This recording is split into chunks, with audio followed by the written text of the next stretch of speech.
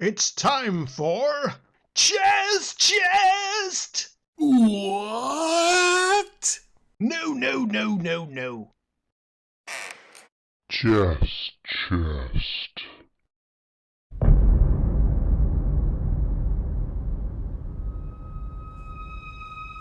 Welcome to another Down the Rabbit Hole video, and welcome to Chess Chest Blade Runner Edition. What the heck is this?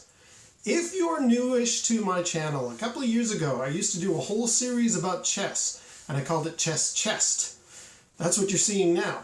I kind of stopped because filming this is a little complicated and difficult, and I was only getting a couple dozen views, and I was just thinking, you know what, let's put that one on the back burner, I think.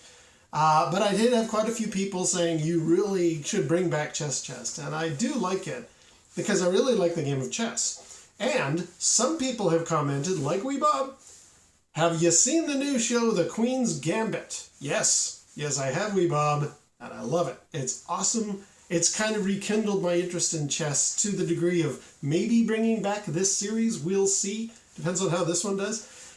What this one is, I'm talking about the chess game that appeared in the film Blade Runner. Now, in the film, sort of halfway through, Roy and Pris have met up with J.F. Sebastian. They're staying at his house, and they see he's got a chessboard laid out, and Batty makes a move, and immediately Sebastian's like, no, then knight takes queen. You say it's no good.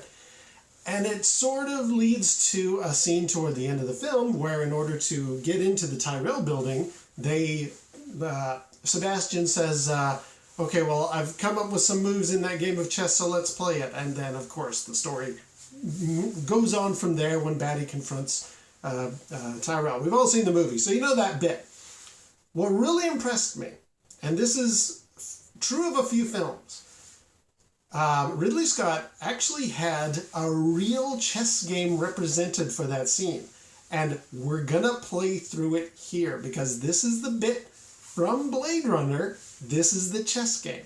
I'm really impressed when the director does this. There's a handful of others. Another one I was thinking of doing, also for Chess Chest, you know, in 2001 A Space Odyssey, Dave Bowman is playing chess against, Frank Poole is playing chess against Hal.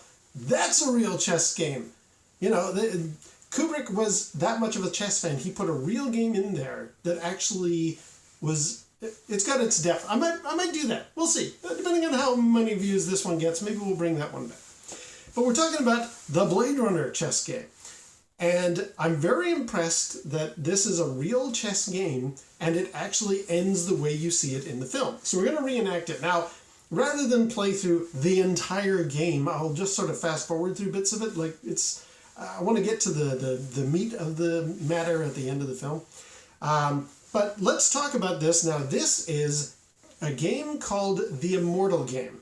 It was in 1851, and it became so popular or so famous that they called it the Immortal Game. The game was between a relatively well-known chess champion of the time, Adolf Anderssen, who in this case is playing white, and this is going to be J.F. Sebastian, against Lionel Kieseritzky, who is playing black, or in this case, Tyrell. It ended exactly like you see in Blade Runner. There is a queen's sacrifice that ends up moving directly into a checkmate. So it works so well in a film scene, and it was actually the reason why people who attended that 1851 game were they talked about it forever. It became an immortal game because of how famous it was, that famous clincher of an ending. Interesting side note, what was happening is there was a great exhibition going on, and Howard Staunton, who we talked about in an earlier Chess episode, the guy who came up with these little pieces and why they look the way they do, he decided, let's have a chess tournament to go on with the great exhibit. And Lionel Kieseritzky and Adolf Anderssen attended this and did the chess tournament, and we have the game that we now know. So, I'm going to start off what the moves were that set us up to the eventual demise that Roy Batty gives Tyrell. Well, we'll get there. So, the first move, of course, white always goes first. So, Anderssen moves this pawn to king 4. I was going to do an episode about the proper annotation that's used in chess. We actually use letters and numbers to represent. So this is actually, so it's letters A to G and 1 to 8. So this is actually E4, this one here. That was the first move of the Immortal Game. So Tyrell, I'll call him that from now on, decides to counter with E5. In other words, the two pawns are meeting face to face. Then, interestingly, Sebastian does F4, which is called the King's Gambit. It's kind of interesting that since we were just talking about the TV show The Queen's Gambit, which again, highly recommend it, really good, this is a case of the King's Gambit. What does Tyrell do in this situation? There's apparently a very well-known phrase, no gambit should be left uncountered, so he took the pawn. He took the gambit. Now, I'm not going to play through all of this here. I'm actually just going to do a fast forward now where you can see all of the different moves that would get us to where we are in the final part of the film. This is the actual game. This is how it was played out.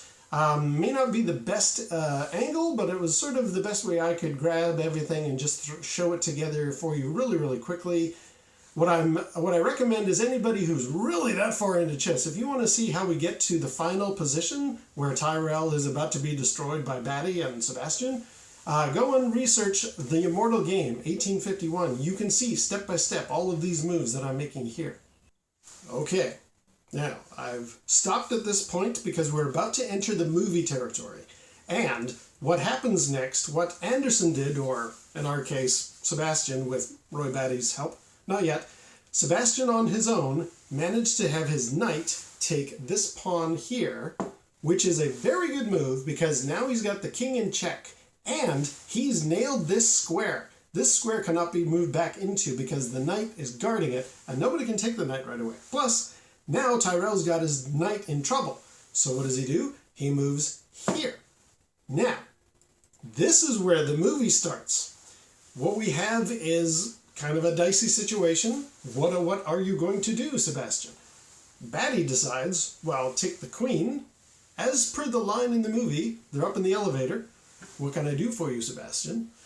Queen to bishop 6, check. Queen? Bishop 6. Ridiculous. He's right, though.